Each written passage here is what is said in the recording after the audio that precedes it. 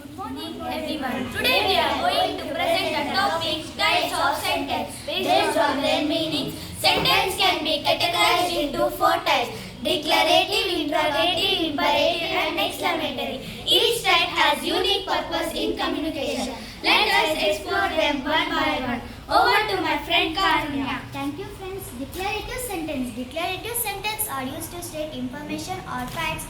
For example, the sky is blue, they end with a period.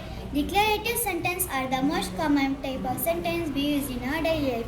Now let's hear about interrogative sentence. Over to my friend Agagana. Thank you, Karunya. Interrogative sentence ask questions. They always end with question mark. For example, what is your name? Where are you going? This helps us gather information. Now my friend will explain about imperative sentence. Thank you, Nagaganavi. Imperative sentence make commands or requests.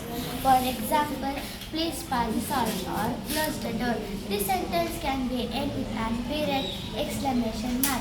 Over to the last type, exclamatory sentence. Over to my friend Tejashwi. Thank you, Marcina. Exclamatory sentence. Exclamatory sentence express strong emotions like surprise, joy, or anger.